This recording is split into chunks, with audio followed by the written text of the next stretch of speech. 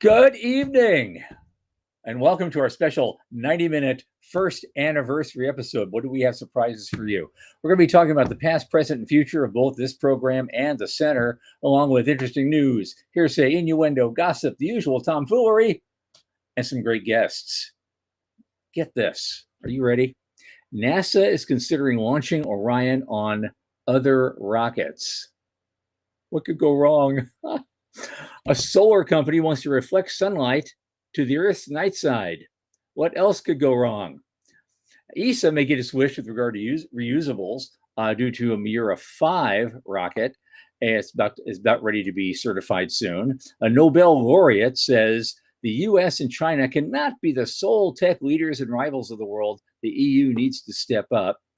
Momentous is expanding its NASA partnership.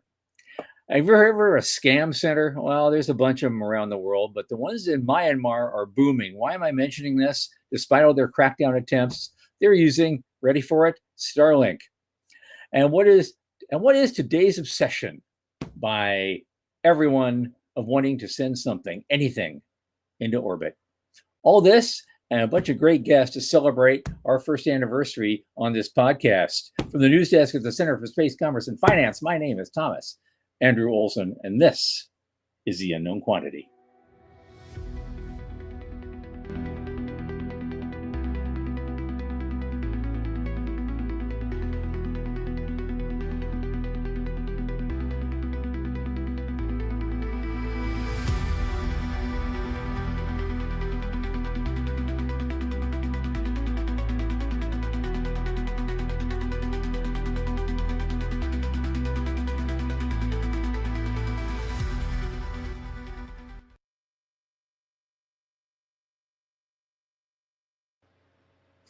All right. This show is hosted by the Center for Space Commerce and Finance. And what do? Well, you know this. We champion and strengthen emerging space startups, space-adjacent enterprises worldwide through advisory access and advocacy, and our pitch events and world-class boot camps fortify startups to be better investor-ready. Now, a lot of our work, especially this podcast, is supported by our listeners and fans like you. So you just go to cscf.space/support and click that plainest day donate button. A little tip jar each month makes a big difference. And if you're not helping us out right now, you must be like, I don't know how you're getting this show. You're probably sleeping under a bridge. So come on, put it on the tip jar. Give us a big shot. And now coming on quickly, my oldest space friend Michael Lane is back from watering his lotus flowers. Michael.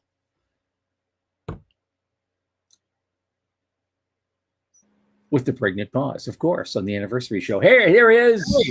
Hey, how you doing, man? Hey, I have a fun piece of tidbit news today that's not in our list, and I wanted to kind of share it with you on our anniversary here. Go ahead. I got something.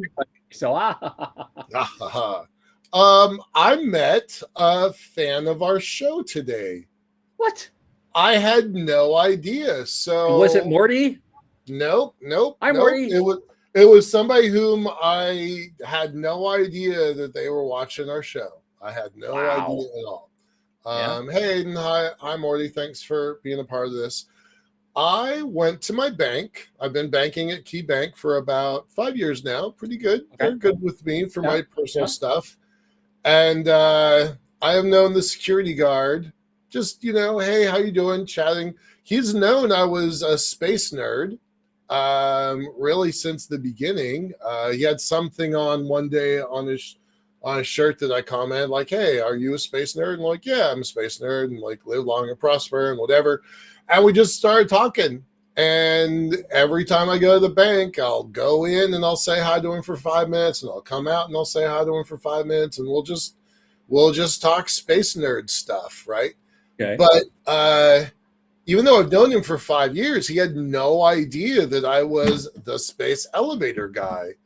And the banker asked me to come in and meet with her about the elevator. She was intrigued by the project. She was intrigued by the company. And on my way out, I'm talking to Chris. And I'm like, hey, cool. Just chatting about And then, with no warning at all, I had no idea he'd been watching the show. He just casually drops in the conversation about $1,500,000,000 from J.P. Morgan. He drops in the German $41 billion, and he's like, "Yeah, I watched the show," and I'm like, I had no idea. It was first time I've met a fan that was just out in the wild, out in the wilderness, saying hi and telling us that he likes the show. So it was how did he ever find it?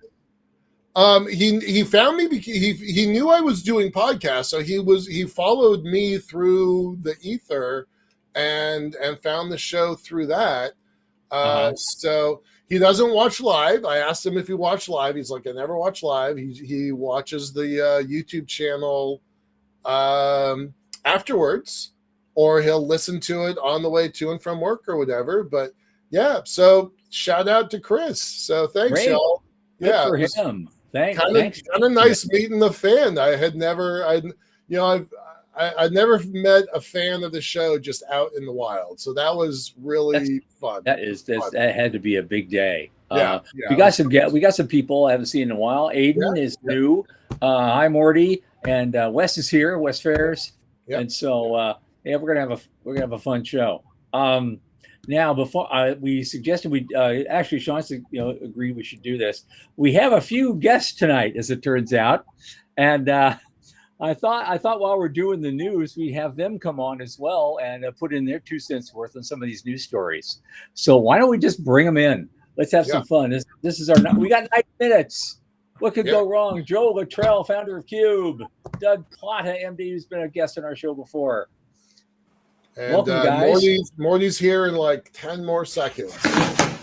There he is. Yeah. Okay. Hey, here everybody. We go. Super fun. Thanks, y'all. Appreciate you guys. Thanks for coming in, guys. This is great. This is absolutely wonderful. Yeah. So lovely to have you. And I hope more will come in on the chat later. Yep. So this is the big thing that tickled my funny bone today.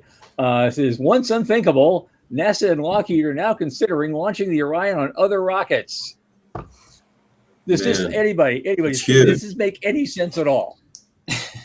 Yeah. Too little, too late. Too little, too late. I knew it from the engineer in the room. Joe, what do you think? What? Yeah, I mean, by the time you figure out all the interfacing and getting all of those little details worked out, what's the point? Yeah, exactly. And then there's this thing, they mentioned in the article too, there's also the problem of, figuring out how the heat shield and what you're going to do with that. Because that wasn't designed to be reusable in any way, that whole system. So how do you retrofit that to actually fit a reusable business model? The point of it, apparently, is to have a reusable business model. Yeah, you can't. And you might as well build a new capsule from scratch. The last I checked, Doug, please go ahead. Yeah, Tom, do remember that Orion was launched on a Delta IV Heavy, if I'm not mistaken. So, it's already been done. Okay. All right. But again, it seems to be very married to SLS as the launcher of choice. I mean, how far will a Delta IV Heavy get you? What's that? Another flyby?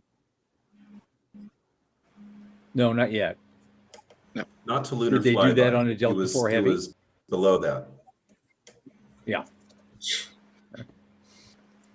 Yeah. Well, I guess I feel like. Go ahead, Tom. Sorry.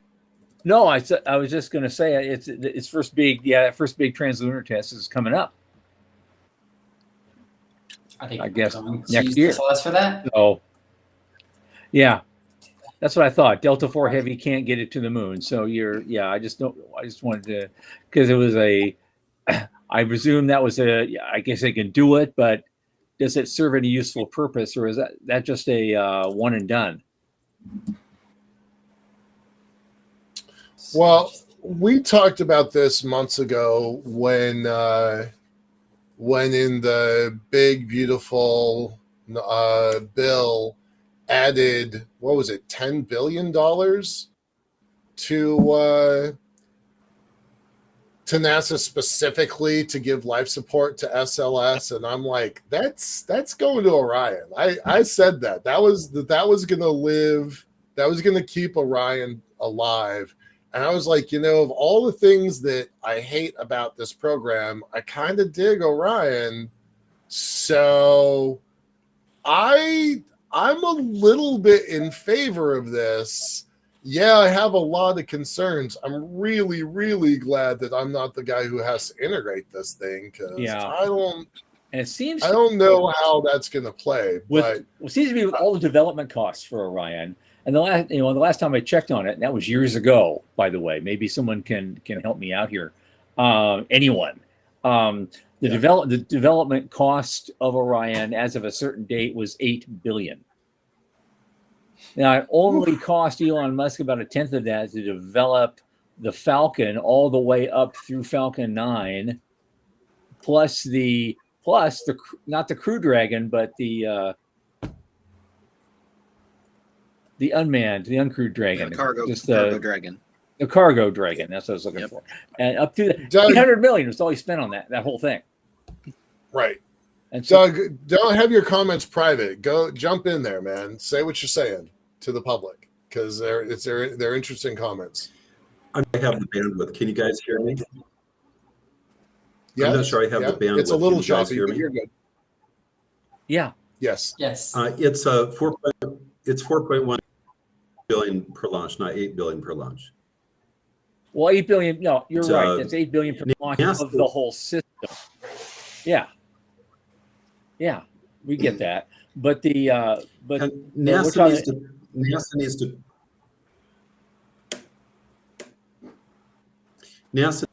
needs to put out an RFI asking how Artemis without SLS. I think if they were to simply do that, they would very quickly find out that people have ideas. In particular, Falcon 9 Dragon to low Earth orbit, transfer crew over into HLS filled at LEO, and then boost up to NRHO, transfer over to the HLS lander. Okay. All right. Do you think Starship's at all going to get in there now that there's some more success there? Sure. Do you think that has anything to do with this decision? Like now that they have kind of two options with Blue and with SpaceX? Yeah. I have never been a fan of Starship being a lunar lander. I've never been a fan of that, because everything that's long and skinny, whether it's a small thing or a big thing, has a problem with balance. The CG and the center of gravity and the center of mass change significantly when you're going from Earth gravity to lunar gravity, and they just haven't figured that out, how to make it stay upright. But a short, squat vehicle like Blue Moon, the old LEM, I mean, that worked fine. Yeah. Yes, Doug. Yeah, Tom. You have something that's particularly long. It's going to go through its degrees more slowly, so it's actually easier for the thrust to control something that's long than short. Is balancing a broom versus balancing a pencil. Mm-hmm. Yeah. Well, but there's. I think Tom's really talking about when it lands on an uneven surface. If there's even the slightest tilt of the landing, it makes it easier to fall over. And the problem with them previously has been a lot.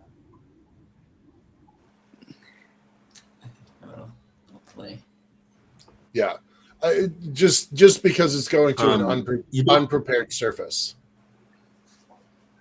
You don't have to be that smart of an engineer to adjust the legs to what the radar is the conformation of the surface. I think it's very doable to land it exactly upright with the center of gravity directly between the points of the legs. Okay. But for some reason, a lot of the previous landers, and again, I don't know for sure why, and you could say, but they've been automated. So that was a big part of the landings on the moon, where that last little bit was done by the computer. Yeah. So again, I don't know if that's something that's maybe we've gotten past that point and now we can communicate in real time with the lander, but for sure manually. I mean, SpaceX lands rockets all the time on, in the ocean, so they definitely have that control. But if they can't do it manually, then, if we don't have a system that can accurately do that 100% of the time, you're risking the whole thing tipping over. Yeah, well, one of the things you do when you have a tall rocket trying to land on a surface is you're introducing an unknown risk.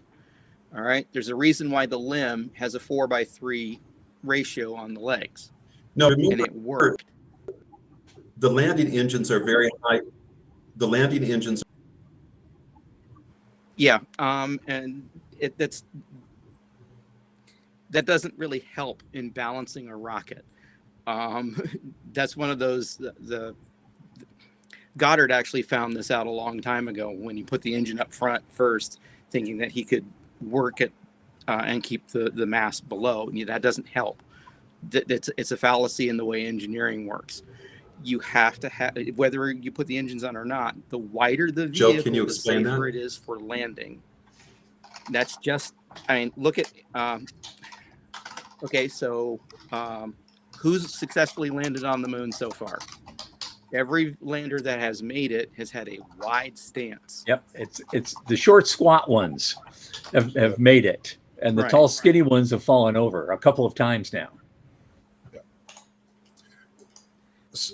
Does what do y'all think about Starship 11 as it relates to this conversation with Orion? Is it a non-starter? Does it not matter, or is it relevant? Like, we're moving from version 2 to version 3. Starship is going to continue to get better. Does Starship have a role with this, Orion capsule? What are you gonna do? Take the booster and just put the Orion on top of it with a fairing? Well, and say, inside, right? Inside, they keep talking about how they demonstrated being able to eject mock-up of Starlink satellites. Have they figured out how to open the pod bay doors and get a big item out? Go ahead, Doug. Go ahead, Doug. Routinely landing. SpaceX is routinely landing Starship's circle, both the booster as well as the star. Sure, yeah, we know that. I'm just saying, on an unprepared it's a technical site problem like that Moon, can be solved. Okay, yeah. Well, the thing is the first mission that we're doing to send a landing pad, could that be that one mission, and then we just quickly construct some sort of landing pad to keep landing these in the future? Yeah, we were talking about Sam Jimenez a couple of days ago. I was just going to say, my buddy Sam knows how to do that right now, and would love Sam is going to totally. Yeah. He's going to pave the whole moon if he can. That's a little too much. and if I have my way to reduce regolith dust that's going to eat up my ribbon, I'm definitely going to pave the moon. So. Yeah. All right. What else we got here? This company wants to basically move solar power to nighttime. If you can't get solar power at night on Earth, they'll just want to launch some reflectors up into Earth orbit, and geosynchronous probably, and just reflect the sun onto the night sky to give us some more sun at night. I don't know. I studied environmental science at school, and I'm thinking, what could go wrong with this? We're already having enough trouble with our sleep cycles and diurnal stuff, and now, to be sure, there are people who live above the Arctic Circle for 84 days a year. It's in nothing but sunlight, and same thing happens in at the South Pole. That's a a few people who either have lived up there or they volunteer to go do that. The rest of us have day-night cycles and most animals have day-night cycles that are vaguely important. Is this something worth doing? So, first of all, let's kind of like box this in a little bit. They're talking thousands or hundreds of thousands of satellites, specifically to point at solar panels on the ground, right? Normal, everyday, vanilla solar panels on the ground that, blanket the world. And they would send power in off hours to those already pre-existing locations and power that grid. But then they start looking at the math of that system. And y'all all know I am not the guy who throws big ideas under a bus, right? I'm not going to knock somebody else's big idea because I have my own big idea that's already pretty hard. So, but I do think it's really worthwhile to take a look at the math behind this thing and ask a lot of very important questions. So, they're talking about a fully developed system is 4,000 satellites in orbit by 2030. And these are big sats. These are 54 meters delivering 200 watts of power. And they imagine a constellation of 250,000 sats, 600 kilometers up. So that's then the real issue that we discussed. It's not the environmental problem of sunlight at night so much as it is we're putting up 4 million more satellites with the potential for even 10 times the space junk we have already. That's gonna cause a problem down the road. Yeah, I find this idea wildly ambitious, but I really question A, if it's needed, and B, if it's a good idea. This is one of those things where just because you can build it, should you? Should you? Right. Yeah. Yeah. Yeah. We don't ask that question enough anymore. Yeah. Yeah. Yeah. I mean, they're going for the green energy guys, which I 100% am, right? That I am their target market. But I have some questions about this thing. Okay. Well, here's my prediction. They will get enough money to do a test project. They'll launch, a dozen of these things and aim them at a little spot in the Mojave where someone puts up a big solar panel, and we'll see if they can do it. And even if they can, I don't know where you go from there. Whether they'll get able to expand that or not. That's what's probably going to happen if they do anything at all. That's my prediction, and I'm sticking to it. I personally, I think I'm curious. All right. Interesting. Yeah, I'm sorry, I didn't mean to interrupt. Yep, Go ahead. I was just about to call you're on, man. Yeah, I was gonna say it's an interesting idea. I think trying to use constellations for things that don't make sense are now starting to show up, and it's like Starlink showed that a constellation of massive size can do some amazing things. Now everybody wants to duplicate it, and I wouldn't be surprised if, like Tom said, they're going to launch a few of these. They're going to pivot and find out it's just easier to capture the solar power on orbit and transmit it down. That'd be a lot cleaner than just bouncing sunlight. Because if you think Starlinks cause problems for astronomers, wait till these things get up there. And Joe, even another point to that is they're not generating anything in space. They just have a mirror, which means that all the value is from the solar panels that we've already created on Earth. So how much more are you able to get from that little bit of nighttime? Like, I mean, obviously that's half the time, but is that enough to say that you're just sending something up there? You're not generating anything up there. You're not getting any additional value. If they have panels up there and then they can beam that down, that's different. Yeah, agreed. I think that's what they think too. Here's something the tinfoil hat people want to tell you is that you have a big array like that up there, with the reflectors like that. Well, if you could focus that just perfect, it'll become like a burning lens. Remember when you were a kid, you had the big burning lens and you could burn the insects, and have fun when you were like 7 years old.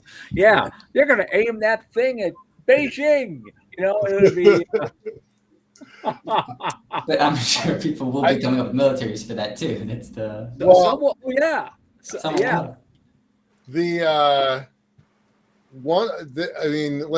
just going to put my cult leader hat on for a moment.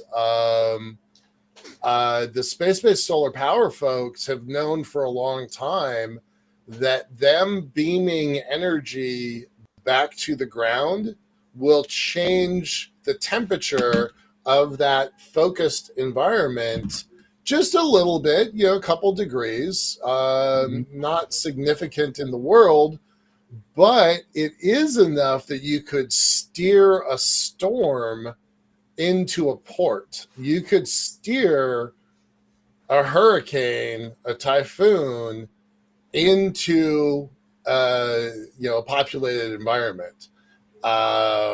So that's kind of been known for a long time. So now I don't think that these small reflective mirrors have enough collective individual energy to do that.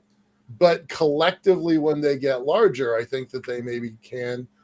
And there's a lot of push right now to start putting data centers in the sky. I've been saying that a lot the last couple of weeks.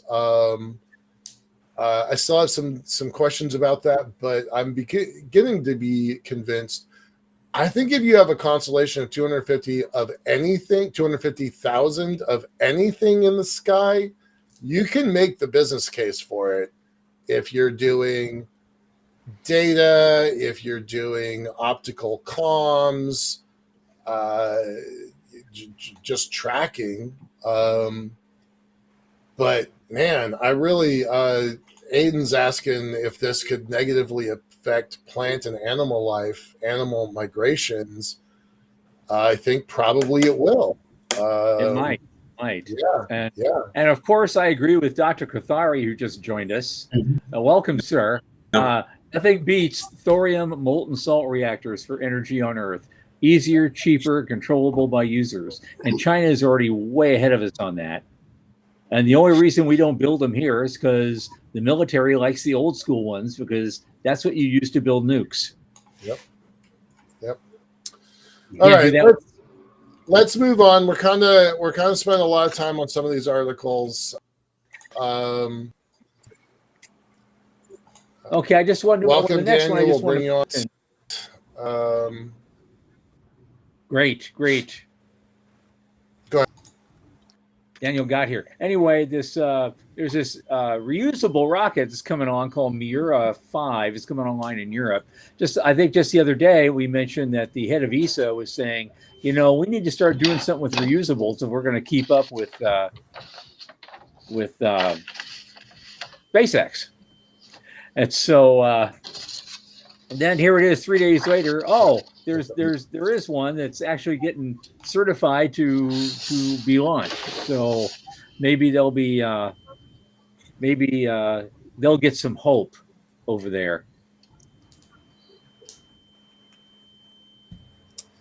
Yeah, I was kind of not familiar with this. I didn't know who they were either. PLD Space?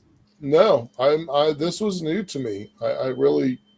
I'm going to have to investigate this a little bit more.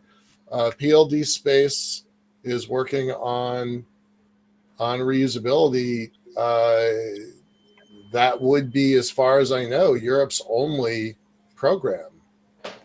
Now it's launching in Kourou, not anywhere within the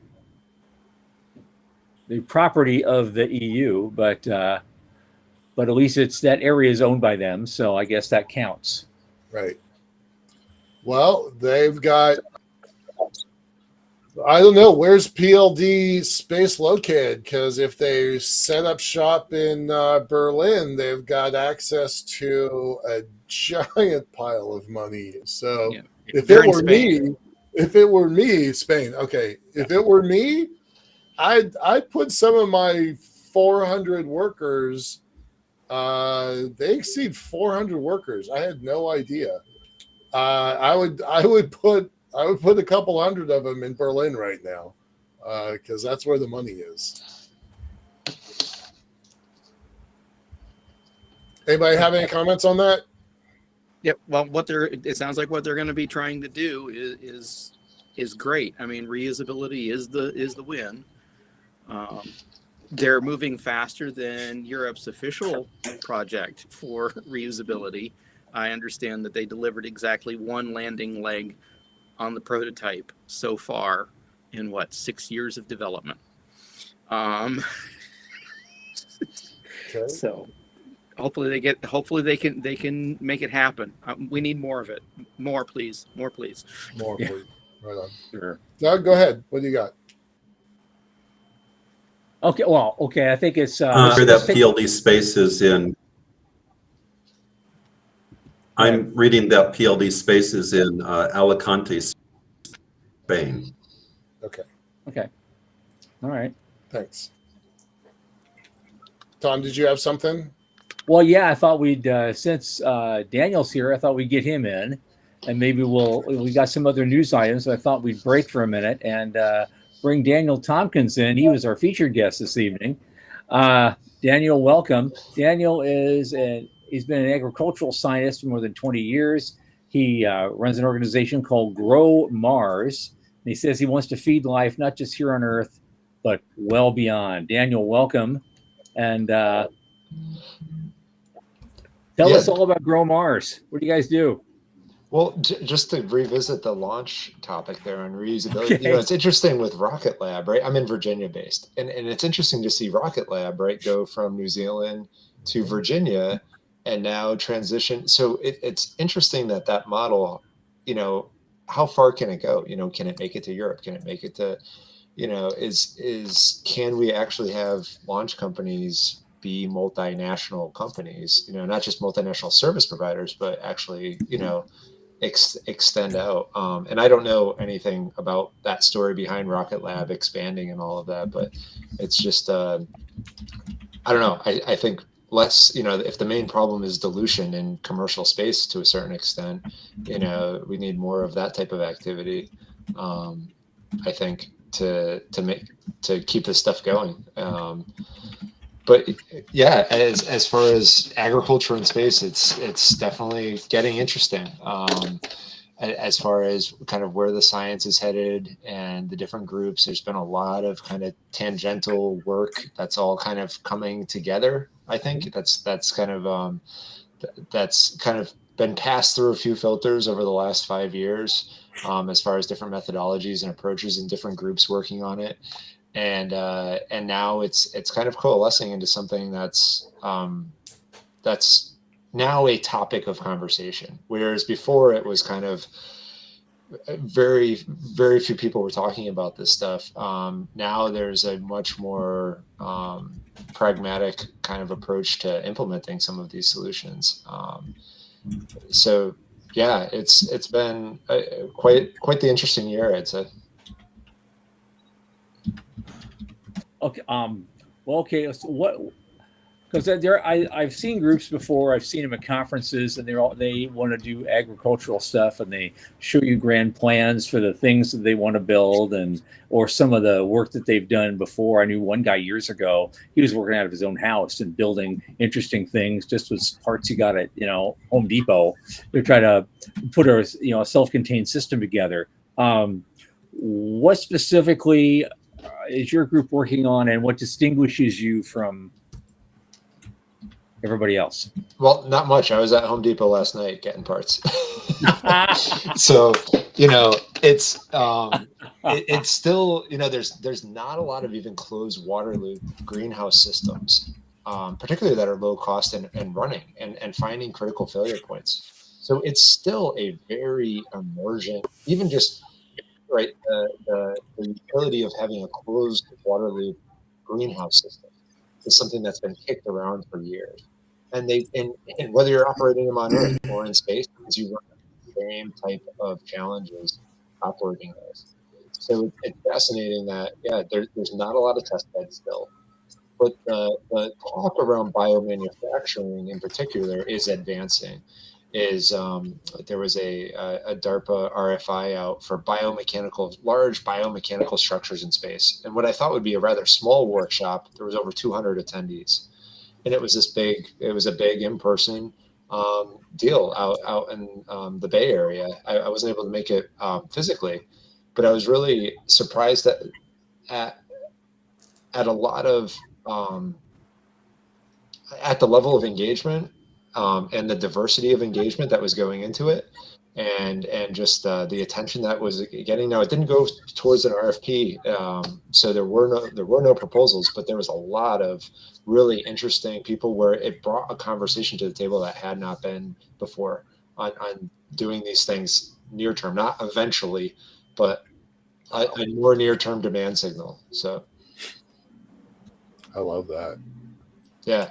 And then just got back from the Mars Society conference where a whole morning session was on biology. The whole morning plenary session was on the history of biology, of could it be on Mars, and the cellular biology, to what can biomanufacturing do to us, to what's being done in the lab to advance things forward. So there was 3 hours basically of the Mars Society day 2, all talking about this. So that's something that had not, and I'm grateful for it, because I tell these people, like, this makes my job a lot easier. It's been very hard to scream about this stuff, this stuff from the top of a mountaintop. Well, it's good to know you're not a voice in the wilderness. Yes, I guess. Yes. That's a reassuring thing. Yeah, no, to have collaborators, to have work being put forth, but at the same time, it's back to square one. A lot of the science is still kind of stuck in 1995. A lot of the core problem sets. So as much as people have been ruminating on a lot of this stuff. Yeah. Is there something specific some specific milestone you're working on right now, and so one of these days you're gonna do a show and tell? The interesting thing about what I'm working from is it's rather boring. It's not some big leap forward in bio-derived plastics or anything like that. It's just applied to a very new context and in a new way. So the carbon market is definitely getting increasingly interested in it. That's another big vertical market that's very earth-based play, is that once you have these massive, essentially carbon negative structures being made at a low energetic cost, you do a lot of, and it's permanent too. That's still a gap in the messaging around bioplastics. That's still, I'm up there on a mountaintop in the forest somewhere screaming about, the solution's bio-derived, non-biodegradable plastics, which is a whole nother level of narrative to this stuff. That's still a little bit of a leap beyond, but yeah, but I think the carbon thing, because of the permanence, they want it. They don't want it to degrade. They want that carbon locked away. So that's a really interesting element that's gaining a lot of traction. Of course, UN Climate Week always kicks that along as well. So that always, I feel like every October there's always a carbon crunch that kind of comes through as a follow on from Climate Week in New York City and at the UN. All right, that's very Daniel, interesting. explain the bioplastics a little bit more, because a lot of people that are going to be listening to this show don't know what that means. Yes. Yeah, absolutely. So the origination around GrowMars was the unrealized potential of bio-derived plastics. And this curious little thing, one of the Disney Imagineering persons, he put it best. He said, science happens at that moment when you say, that's curious. And I'd never really heard that before, but that was the moment for me, was that's curious. There's some bio-derived plastics that are non-biodegradable. And I just kind of threw that in the filing cabinet of my brain somewhere. And then when I looked at the context of Mars is that's what I realized, oh, this could be applied to Mars, is you could grow all that biology that's using the CO2 in the atmosphere to build your hydrocarbons. And then you have a bioplastic that's non-biodegradable that you can make more greenhouse out of durable stuff that's not going to decompose. And so, well, what would that look like, from a hardware standpoint? 3D printing was kicking along. This was back 2016, 2017. And people were actually working more with plastics and stuff. And it was like, oh, what would this look like? Now you could envision, a 3D printer kind of making a plastic greenhouse and stuff. What would this other piece of hardware look like? So yeah, that's really that curious little fact that you can make plastic energetically very cheap and essentially derive it on site if you have CO2 and water. I'm going to remind our listeners that Daniel Tompkins is formally referred to as Dr. Daniel Tompkins, and he is informally known as a plant whisperer. That was my first interaction with him. And he has taught me, I wouldn't say I've learned a lot about plant biology, but I have listened to a lot of lectures from Dr. Tompkins on plant biology, and I'm pretty convinced he knows what he's talking about. So it's been really fun getting to know him over the last few years, because every time I talk to him, kind of this bubble in my head just kind of expands on what is possible and why his tech makes so much sense in the space sector. Daniel, talk a little bit about how your plans don't really work down here on the ground, but only really work in a space economy. Yeah, so the economy of scale of the plastics industry. So if you buy like a biodegradable plastic water bottle or something, like I've got one of them like right here. It's Just Water. You've probably seen these box waters. Actually, the top of it is a bioplastic. It doesn't cost like 10 times the cost of another one, right? So it's still very energetically cheap to make this stuff, but it's still an economy of scale thing so there's lots of companies that are doing this, that are playing around with biodegradable ones and non-biodegradable and stuff like that, but they're going into consumer products that are incredibly cheap.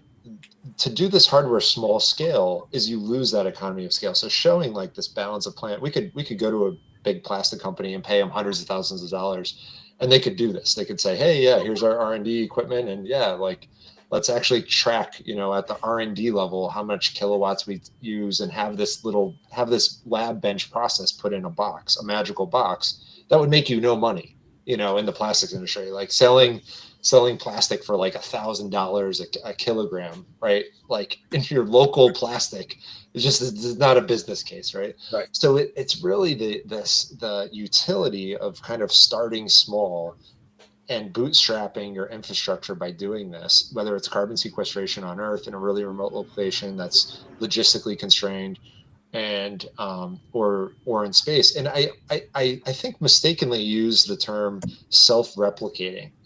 To me it was self-replicating because it was very like much biology. But what I should have used was compounded growth. Is you have that initial greenhouse, and then because really that's what makes sense to the financial folks, is that this is compound growth. It's just what's your rate of doubling, and it's a positive feedback loop. I went from self-replicating to people didn't really understand all the biology and the plastics and stuff, and it was messy, to positive feedback loop, an expanding loop. Instead of all the closed loop architecture stuff is like, hey, that it's still prone to entropy. You still have these things you're not going to totally be able to clean up. So this whole 100% magical closed loop thing, I think is still needs some work. But having an expanding loop, okay, maybe that would be the way to explain it. But I more think so compounded growth loop, positive feedback loop doesn't really mean much to folks, is another way of describing it. Neat. Very cool. We got a question from a college student that I keep trying to say is in the Midwest, but he's actually in New York. Aiden, he very frequently asks our guests this question. So this is a it's not a recycled question, but he asks something like this just about every time he shows up. So what are your thoughts about this? Each of you come from wildly different backgrounds. I heard a good one recently from Brett Sherwood. So he was with Blue Origin Advanced Development Program. He was on a podcast, and he said, be a specialist first and then a generalist. And I agreed mostly with that, is be a specialist first, and then you can go into a more general area, but also kind of in that arc still touch on a lot of things, is learn a lot of things along the way, but make sure you get that specialty deep dive, because then that's kind of like your foundation of kind of a skill set.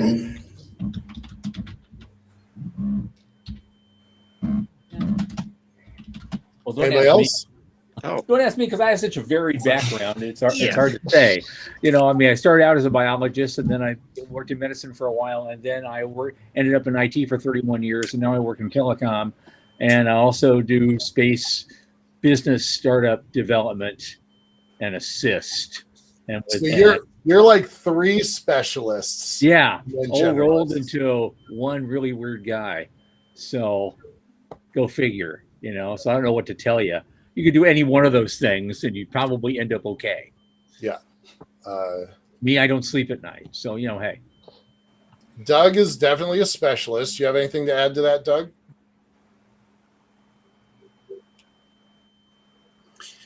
I'm not sure I'm the best one to answer this because I'm not sure that I really work in the space industry. I'm very engaged, and certainly I've made all sorts of contacts in many different ways, like attending conferences. So I think that might be in there. But I've seen that the internships can be really critical, because very often is your foot in the door.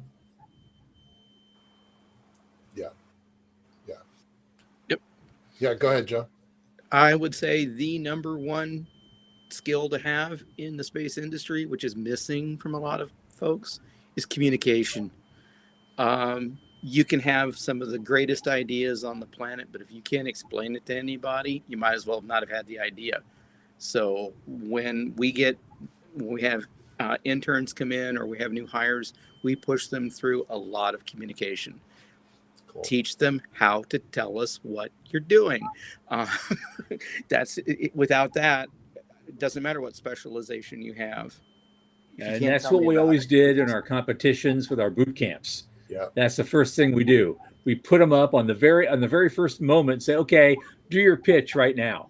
Yeah, in front of everybody else, and then the next guy and the next guy and the next guy, and we all just pile on. And it's a very unique situation for those guys, and they always come out of it a whole lot better. Mm-hmm. For my 50 interns, I make them go through formal Mondays, which means wear a shirt and tie. You should be able to tie that tie. Wear the right clothes. Give a PowerPoint on what you did this last week to build an elevator in space. And it's like, it's deer in the headlights with some of these kids. So this, because, and that came to fruition because of all of my staff tended to be quite a bit younger. So Morty, do you have any words of wisdom here? I know you're kind of new in the game, but you've got to know something at this point about what it takes to build. Yeah, and real quick, I think just Sean posted something similar to what I said, but I think honest, the top skill really is a little bit of confidence. At the end of the day, we all have to be a little bit crazy. I know we're saying that in the private chat, but the industry is wild. So you have to be very sure of what you're doing and again, be an expert at that. So besides for all that, I think, confidence is really, I would say, is that number one. No, be sure that this is of what you're doing and how you're doing that. I'm gonna add one more thing. Hold on a second. Let me get to mine first. Aiden, you have to build something. You have to get your hands dirty. You're a coder. I know you're a coder, so you don't get your hands dirty all that much. But you have to get your hands dirty. You have to build something, whether it works or fails. There's lessons in there, and I don't hire anybody who hasn't built something. So that's where that's a hard rule at Liftport Group.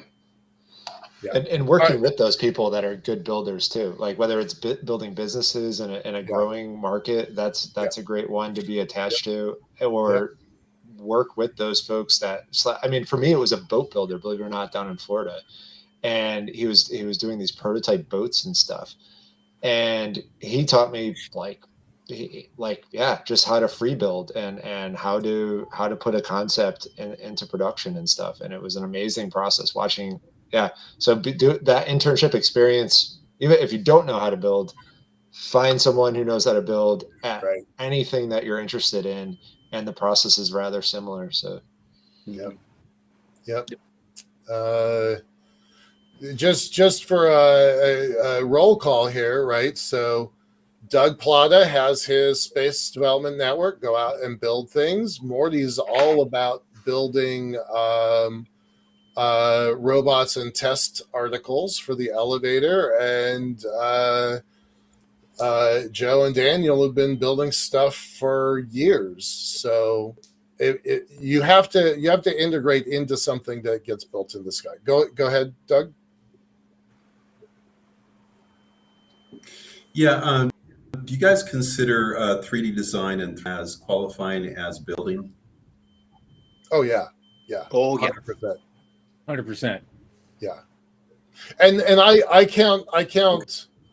count production code as building something also, right? There's a lot of ways you can build something. Yep. Yeah, it doesn't. When we built robots 20 years ago, we would get cut, bleed on our robots. We would, sweat in the hot sun, putting these robots in the sky. There's a lot, but you don't have to do that anymore, right? We're wrestling with ones and zeros right now. That's every bit as effective, much more cost effective than bleeding on robots anymore. So you can do an awful lot with simulation tools and digital twins before you actually have to.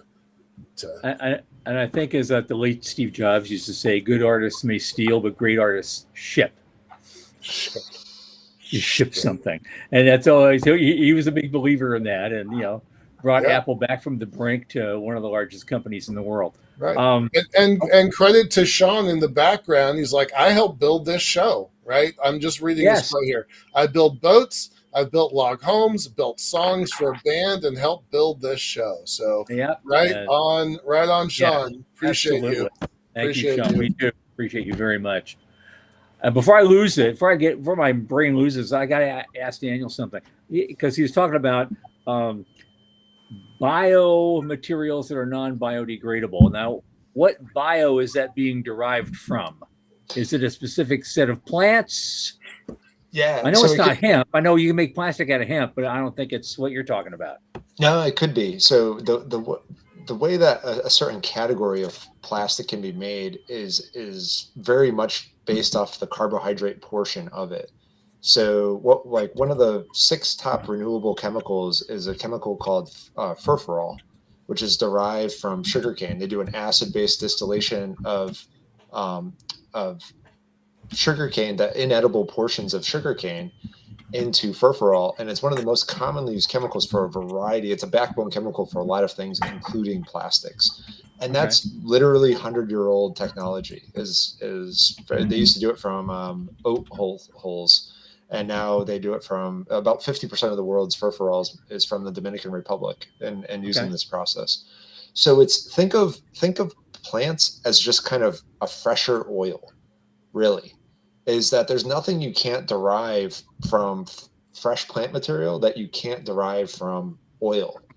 It's just you have to go through some additional steps in distillation. There's nothing magical in oil. It's just really old biomass. Just think of it that way.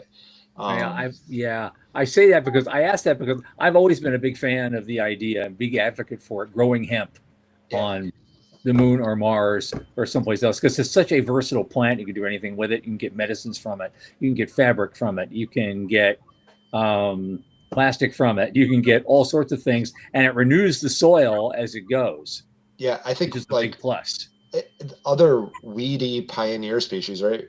That's how it got its name, right? I think are really underrated in space because they can be used to gather these minerals, right? They're the pioneers, is they can take those tough conditions that a crop plant is just never going to. So really just accessing that is instead of like seeing how we can improve tomato yields in like Mars regolith, we should really just be seeing like what grows the best in Mars regolith. Like we have a whole toolbox of biology here on Earth that we can try.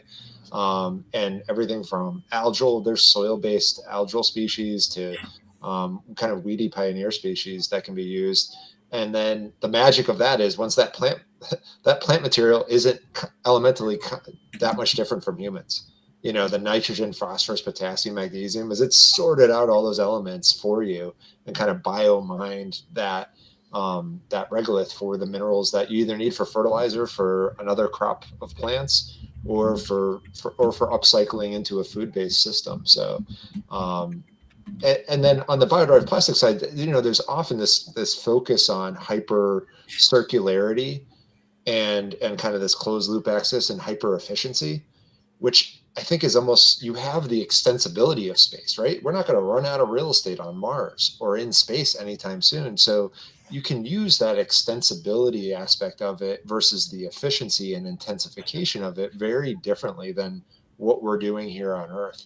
So, you know, and then once you have that food production at scale, it's not a waste. Those roots, stems, leaves, you can distill those down into your hydraulic oil that you need to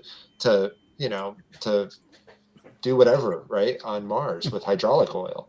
So I think, you know, this rush towards a hyper efficiency is losing the value of all those other derivatives that can be gained from just having a robust, really expansive crop production system. Okay. All right. You know, Tommy Chong is with us right now. I know he has a question about this. No, just kidding. Just kidding. But we do have a question from a new person that came on. He goes by the handle of Old King Cole. But yeah, that wasn't the question I was thinking of, but okay. Right. I also like that, and I heard about that just earlier. Oh, I know what this is. Hey, hi. I think this might be Chris earlier. All right. So with a renewed interest into reality of space industry in its early stages, how would you re-engage the youth of our country with an interest into space? I'm gonna point that to you, Doug. You don't typically work with students, but you do work with older professionals typically. And then Morty, you're next up on that one because you do work with students right now.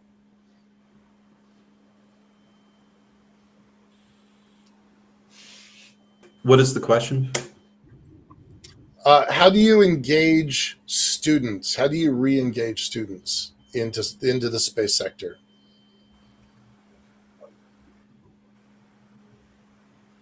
I mean, the approach that I use in the Space Development Network is we're getting contacts on LinkedIn. You can get their profile. If you find anybody searching you out, I just immediately follow up. And if it looks like a good contact, then I would send them an invite. If they accept, I immediately go in and send them an email inviting them to connect. And based upon their particular interest in their profile, I generally pose a challenge for them. Would they like to get involved in a set of surface vehicles, for example? I just did that this morning.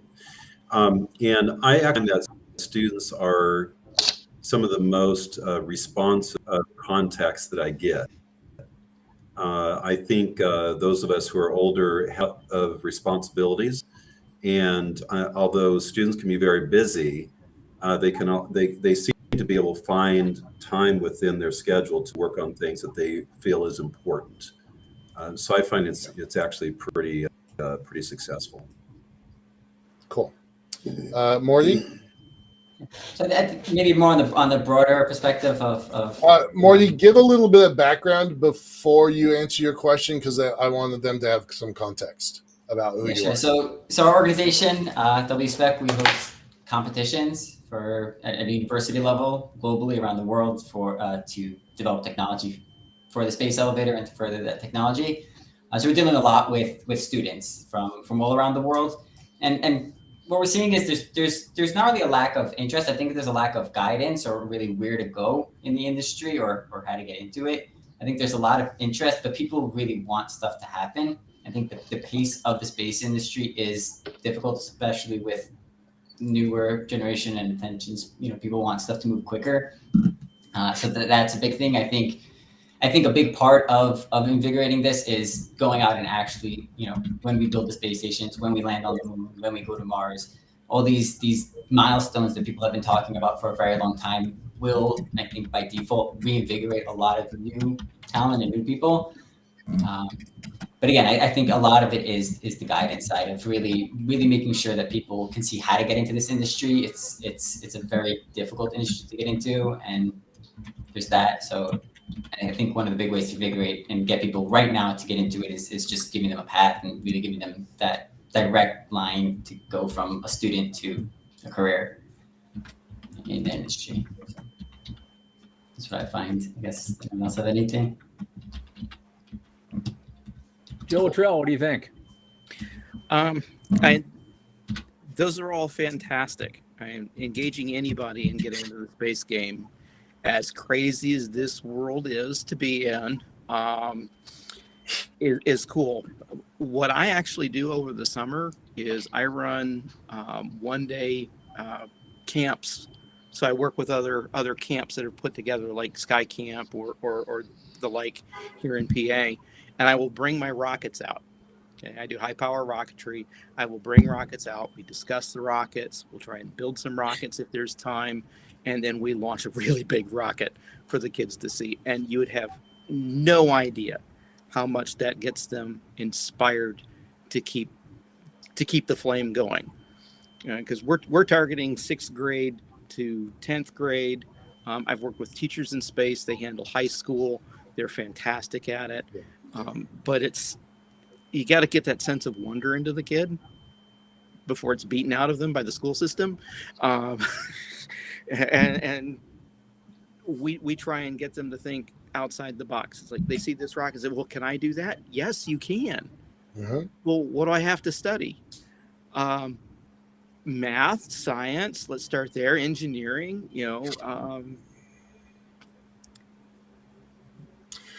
But you don't have to be a math or science savant to get into this world, right? No, you don't. I am not an engineer. I make that clear to everybody. I have a business background, so I do have a pretty good handle on the money side of numbers, but operations, logistics, finance, law, policy, public relations, communications. We talked about communications earlier.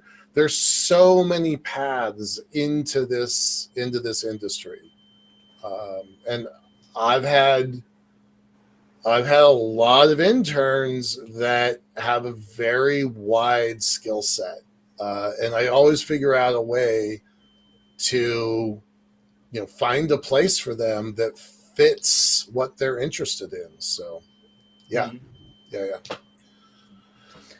Okay, before we get on to the next thing, we have some things to do. I want to, sometime before the show is over, and we still got a half an hour, I want to talk about the center a little bit and what I want to get a little bit, Michael, you and I especially, into probably the highlights of the last year of doing this show, okay, and what you might have in store for you in the coming 12 months. I want to talk about that near the end.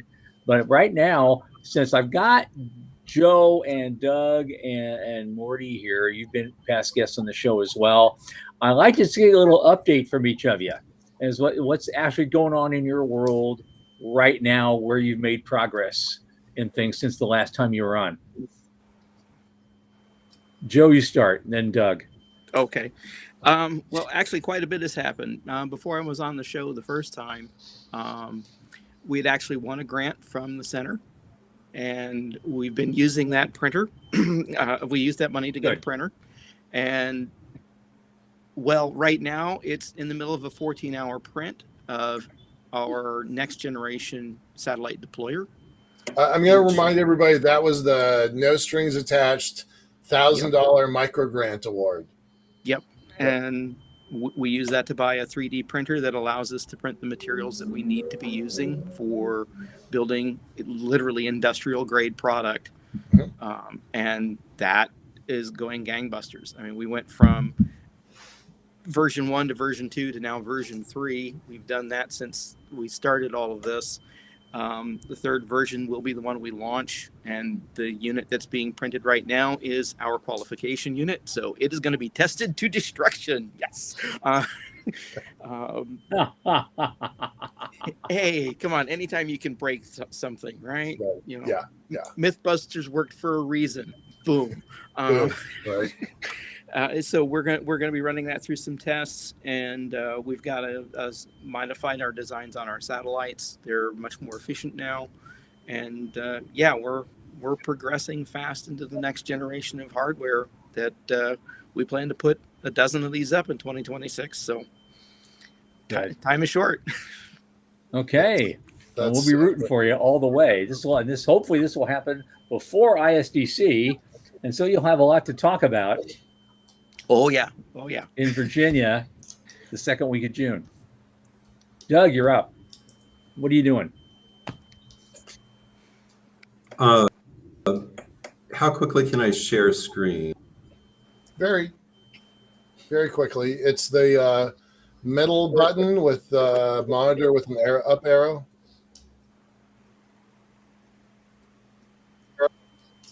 Okay, I'm to share the entire screen. Looks like it might take a while. Could you move on and then come back to me? Okay. Sure. Yeah. Morty. Sure. Yeah. So there's a lot of stuff coming up over the next couple of weeks. We do have a workshop next weekend in Mongolia. So that's virtually from here, but that's exciting. That's on the team development side. So we're opening applications with that. So that'll kind of be the launch of the 26-year applications for the student side for these competitions. As well, we also have a competition coming up that we're hosting in a month from now in Japan. So that's going to be the first official competition that we host as WSpec, as this new organization. So again, those are just things that are coming up right now. Again, a lot of development on that side, a lot of planning on the longer end. As the applications open, it'll be more development, and then finalizing things for the full competition next year, August. So a lot of quick things have happened, but again, functioning similar to a startup right now. We're just heavy focused and really developing quickly.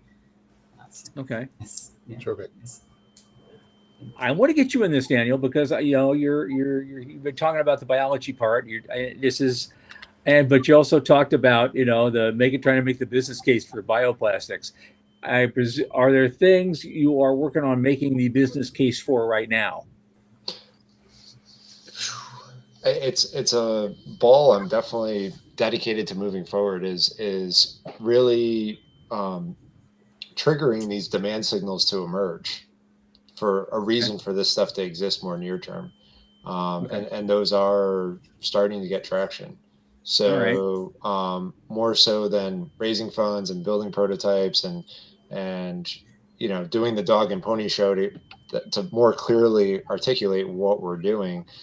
Again, it's pretty low risk. That can be done with enough cash and a very short amount of time very quickly.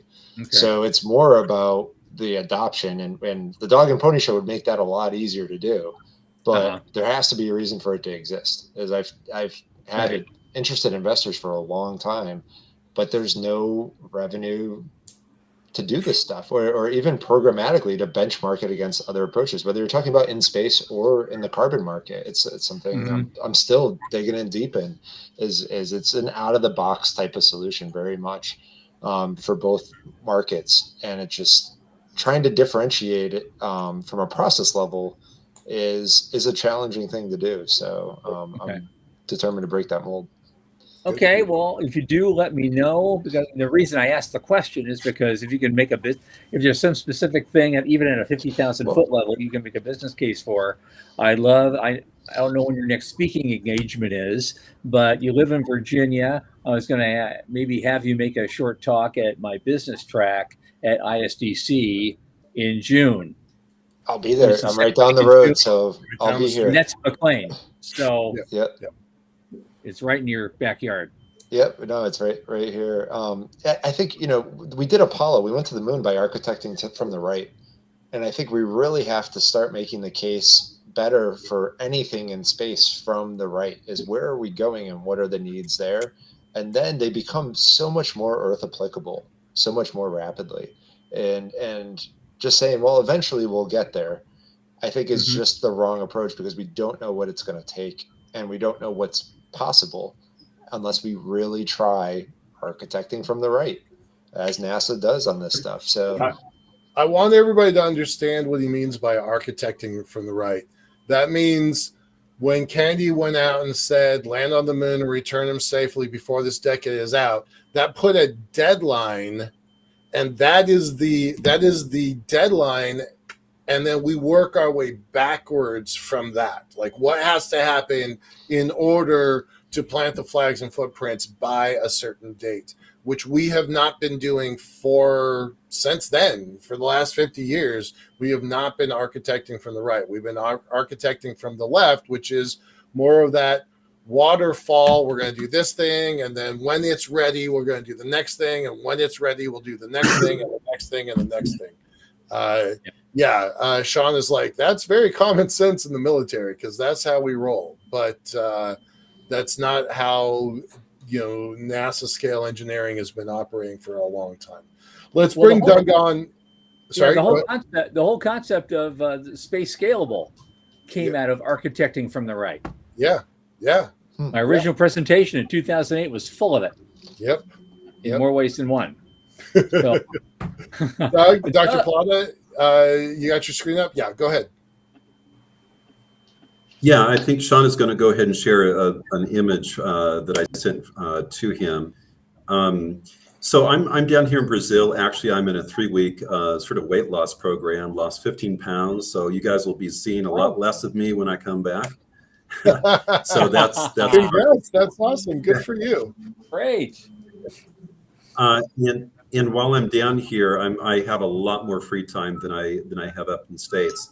So I'm using right now to try to finish up a book that I've been working on called The Case for the Moon. I'm at 242 pages so far, and pretty happy with the table of contents. Sean, are you able to share that at all?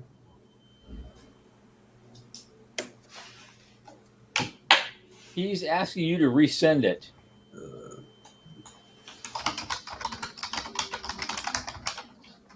Okay, well, it's in the LinkedIn chat, but I'll send it. Maybe. I can only see.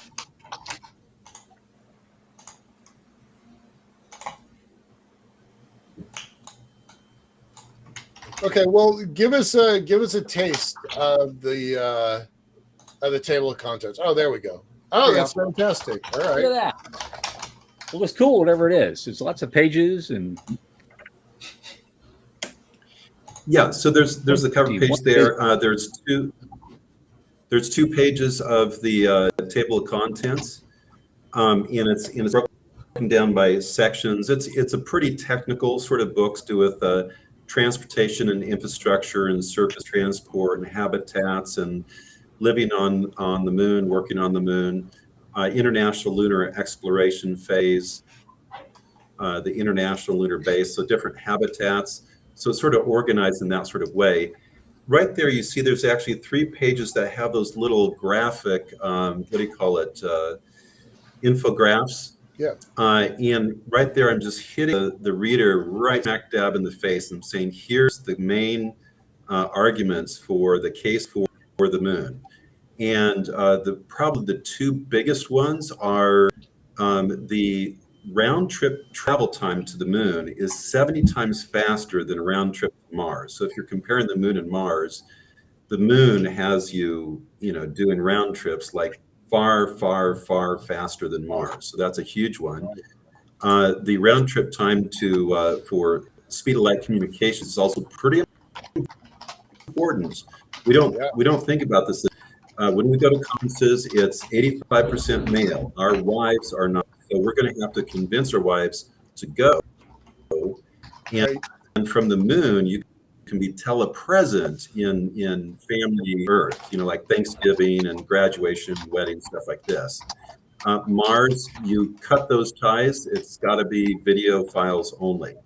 Another surprising thing that comes out of this analysis is the radiation.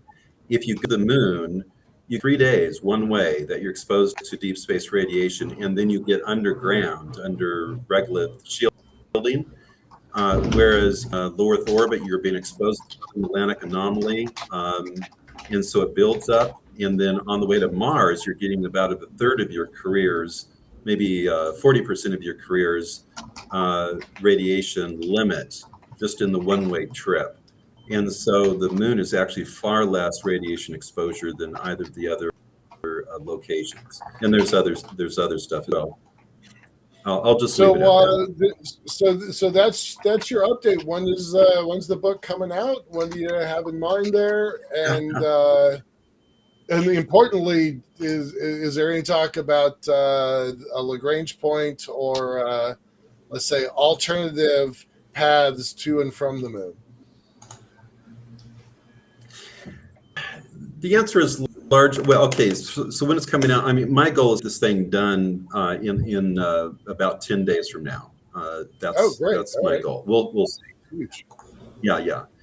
I'm down here for 3 weeks and sort of like, man, it's now or never sort of thing. Exactly. In terms of alternate paths. Yeah, man, gotta jump at opportunities when they present. You know. Yeah. In terms of alternate pathways, by and large, I say no. I say a big part of the book is saying, from a probability standpoint, the Starship fleet is where it's at. Okay, right. And Starship fleet can take you to low Earth orbit, and there's most definitely the opportunity to do tourism in low Earth orbit, including tourism on the way to the moon. Okay, so I agree, there is that. But in terms of going to EML4, no way. It's just going to the surface of the moon. Okay, cool. Right on. Well, exciting. That's exciting. Right. All right, we have about 15 minutes left. How are we going to use that, Captain Olson? Oh, Tom Olson just bailed. All right. Let's do prophecies for the next year. Well, he wanted us to do kind of a highlight reel for the year. Let's do that, right? We normally ask our guests, what does 5 years out and 25 years out look like? So let's ask, I can see you, Doug. Hang on a second. Let's ask each of y'all what 2026 looks like, and then 5 years and 25 years. But go ahead, Doug. What do you got? Yeah, I mean, can we amongst ourselves? Do we have agreement that Starship? I mean, what we saw with Flight 11, that is the future. Is this something we can agree upon? Oh yeah. Yeah. So to me, Elon Musk showed a short video scanning his phone camera in the Starship factory, and I counted, I think it was 12 Starship nose cones under construction. So honestly, I think we're seeing a fleet being developed, and I don't think we can ignore that. That is absolutely huge. Okay. Now, Tom, just to catch you up, sorry you had technical difficulties. We just started waxing philosophic around Starship for a second. Doug asked, do we all kind of agree that that's the future? Doug, I'm going to go a little step further than that, because when I kind of coined the phrase Starship Singularity, it means Starship, but it also means all of the spin-offs that happen as a result of Starship. And that means Japan putting $8 billion into commercial development, Germany putting $40 billion into commercial development, JP Morgan putting $1.5 trillion into commercial development. It's not all going to space, but a big chunk of it is. That it's not just the Starship story directly, it's the spin-offs of Blue and Rocket Lab and everybody else. Yes, I believe that Starship is the lead, though. No question about that. By how far? How many years ahead is long? It's long. It's long. So honestly, no like say for example, Rocket, by the time they get their fully reusable medium lift vehicle, it's too late. Starship is going to be well ahead of them. Starship is uncatchable. I don't question that. But I do think that there's the push towards nationalism and sovereignty over rocket capability is also equally unstoppable. It will never be as big, but India must have its own capability. China must have its own capability. All of these nations are going to build out their own additional. And all of them now are all talking about reusables. Right. Yeah. Just the head of ESA just the other day said, if we don't get reusables, we're never going to keep up no matter what. Sean's got something in the chat about Pepsi versus Coke. It's all of the other systems combined will be Pepsi, and then there's Coke. It's going to give a lot of people that don't have access. What's that? I'm sorry. I disagree. They are competing for the same, and there's a limit to how providers the market can serve. I don't think if you got a fully I don't think market is the only consideration for Germany and for Japan and for China and for India. I don't think market is the consideration. Or Russia. I know, but it's the main thing. The market is the market, and you can find a niche. ULA has found a niche, and they will survive. That's not the question here. The question is who's going to dominate. Yeah. And I think if you have super heavy, fully reusable, and you can do ride shares on that, I think they dominate. I don't question that at all. I don't question their dominance. I think there's a longer challenge though to some of this. Is do people really? I mean, Starship is Starlink, right? Starlink is funding Starship. That's the demand signal. It's still a telecom, and there's been a turn away from, especially the newer generation, away from the the telecoms controlling everything, either through social media or through the marketplaces. There's a real economic and social drive that could determine a lot of this. I don't think the governments will get too heavy-handed and involved, but I think that's kind of, if another can emerge to actually compete with Starlink is the question. Will the demand just be soaked up and saturated by Starlink, and then these other efforts to get out into space, may not have a market, but yeah. Starlink because they need payload. Starlink revenue will exceed NASA's spaceflight budget by the end of this year. Yep. Yep. That's so crazy. It's so hard to wrap your head around that. Yeah. It's great. It's so great. Starlink has not maxed out the number of people that want, internet anywhere and direct to phone as well. Mm-hmm. But it will hit a peak, though. It will saturate, and it's kind of like electric cars, right? I remember looking up the electric cars. Any idea how many cars there are in the world? It's like 1.8 billion cars. You know how many electric cars there are? Like fully electric, it's like 20 to 30 million. It's still this much. Yeah. And I feel like we're, as much as electric cars are the future and everything like that, it could have this pushback that electric cars have faced with, okay, well, that's long supply chains. All right, these things are still a big capital investment and stuff. just the whole bundle of technology being a capital investment for a certain subset of the population, they just be like, hey, I don't have time to sit on a screen for 12 hours a day. I got to feed my wife, and I got to do something physical out in the world. So I think just from a career shift, right? And you see this in the tech sector, right? With AI, it's almost shooting itself in the foot, is bleeding all these tech jobs away and further concentrating them. I think AI may be this double edge of, hey, we're going back to the trades, and we're kind of, this walk away from the internet may happen that is something that's rather unpredictable, I think. Real quick, this is a bit of a prognostication here. One is like next year, there's going to be a lot of data center talk in space, and in 5 years, that bubble is going to be dead. There's a lot to data centers. I've worked in them. Anyway, but the whole thing about Starship and a competitor is the killer app for space has not been invented yet. Right. Okay. Right. Home computers, the PC did not catch on until once you could suddenly do business work yourself. That changed the game. Mm-hmm. Okay, that was the first killer app for computers. Okay, we don't have that yet for space. We're in 1974.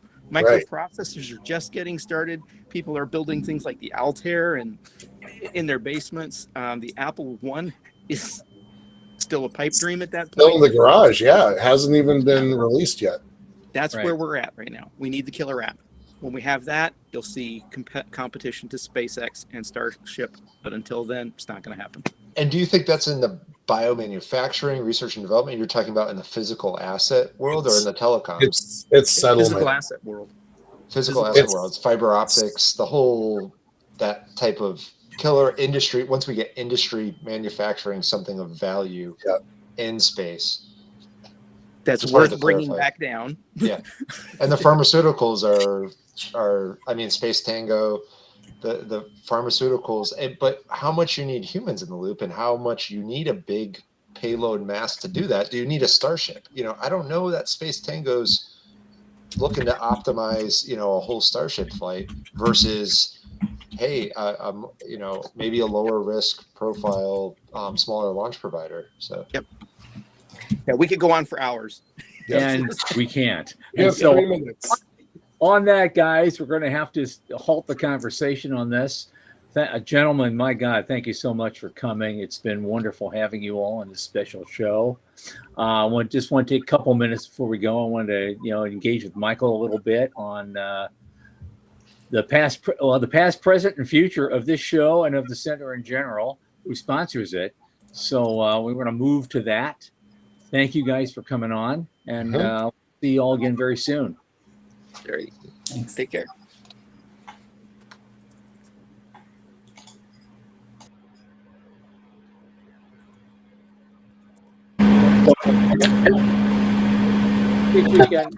Something's on there. What's going on? What's that? No, we're good. Go ahead. Okay, you? Okay. Never mind.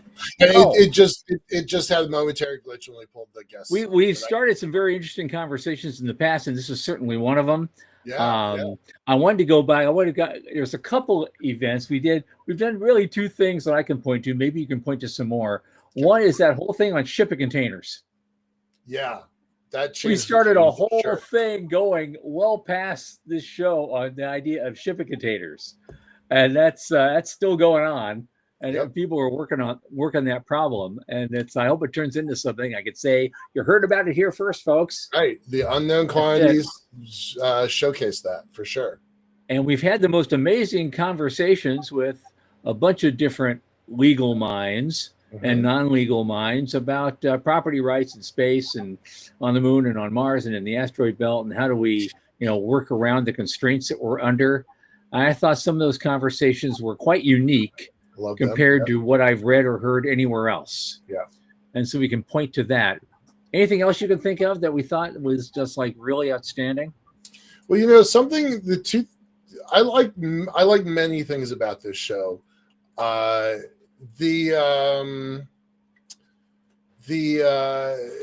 I like the news, right? Like, I don't know any place on the internet that can do a news roundup like we do a news roundup. By the way, I did really like having our guests weigh in on the news with us. I thought that was super great. fun. We haven't really done that before. We talked about it. We just threw that in. So really appreciate them for their willingness to be guinea pigs for this show. But I like doing the news. I think the news is important. There isn't a roundup of news like this on the net, and I think that's super useful. Dr. Fly is like, it could be more efficient. You're right about that. It could be. It could be. The news is messy, Doug. It's messy. It's just like a lot of things in life, you know. And I'm very long-winded. Like my answers. Surgery. My answers tend to be, professor lectures rather than responses. There's that. Yeah. The other thing I really like that I kind of miss, which I know we're not really bringing it back right now, but I really liked the microgrant component. Yep. I thought that was it added a level that we wouldn't get otherwise. So I do like that. Just looking for a new sponsor. Yeah, right. We need another sponsor for that. Yeah. I like that a lot. And I love our guests. Especially the ones that are kind of in that funding founders role, right? Yeah. Either the folks writing checks or the folks that get checks written to them. Mm-hmm. One thing that I would kind of like to aim for is to get larger VC funded companies in here. And the folks, we've only had a few. Hoyt Davidson's going to be on. Great. Looking forward to that. That's in November. We've only had a few VCs, and I'd like to get some more VCs on the show. I think they make the news. I met one guy in Australia that really wants to get into the idea of expansion capital because he doesn't do startups. He likes space, but he doesn't do startups. All right. So expansion capital. We've even talked about doing a competition on that level. I don't know how that would work. But he's talking about putting 10, 20 million on the table. Right on. Wow. So that's significant. Yeah. And we already know people through our networks and have gone through our program. They're probably at that level right now. Yeah, so that's for sure. We could do. I know Sean is trying to give us time, but we've already gone. Give me a couple more. Just go for it because we need to get this out. So as far as the future goes, there's one thing I've been trying to work on this for a while, and I'm going to get it done within the next, hopefully, 3 months. The center is going to start taking Bitcoin. And so, and I'm going to be talking to people about just that while I'm in Austin next week. Cool. That could actually help, jumpstart that. So that's something that's going on. As I've announced earlier, I'm taking a shot at affiliate marketing. I'm doing other things for different reasons. And so which means is our regular mailing list is going to start getting, instead of just occasional little newsletters, I'm going to be sending them something as quickly as once a week. We'll talk about all the news and all the events that are happening. And then at the bottom, I have this new affiliate offer you might like. And not everybody's going to like it, and that's fine. The point is the numbers. You just keep doing that. Sooner or later, somebody's going to happen about something. Oh, that's really cool. I want that. And so, and all the proceeds help the center. And so it's just another third source of revenue other than, grants or donations from large donors. I want to add to our possibilities of financially moving this thing forward. And I don't want crumbs anymore. I want us to really do some really good stuff, and I'm going to get up to that. My goal is 1 million, and we're going to get there. I don't know when. Hopefully maybe into next year, but we're going to get there. And then we can do all sorts of things. We can do all sorts of competitions and all sorts of win micro grants. And oh my God, there's somebody I can hire an executive director. Awesome. So I can do other stuff. It's that's what it comes down to. So that's it's really my goal there. But that's kind of where we're moving in the world, and we're going to get some. And again, our guests are great. And coming up Monday, Stephen Fleming, an old dear friend. He was a VC. He had his own venture capital firm with some guys back in the late 90s, and they were really involved in tech sector stuff, but he's always a space junkie. I do believe he was one of the early investors in Xcore. He was. Then. And but after he got out of the VC business, he became the head of the department at his alma mater of Georgia Tech, which does commercialization of all the R&D that's coming out of Georgia Tech. And so it was a technology transfer is what he called it. He was the chief of that for many years. And recently now he's a consultant. He's a successful senior executive. He has leadership experience in startups and multinationals and private equity. And he consults a lot. And now he's moved from Georgia to Arizona. And so we'll be hearing from him. Well, I hope it's going to be a wonderful show this coming Monday. And I guess we'll, awards after accomplishments completed. That would be kind of cool too. That's a great idea, Doug. Thank you. Let's look at that. There are certain areas I don't want to get into. I don't want to be an accelerator because being an accelerator is like it's a voice in a chorus, and it's hard to get heard. And how do you compete with Y Combinator? Why would I want to?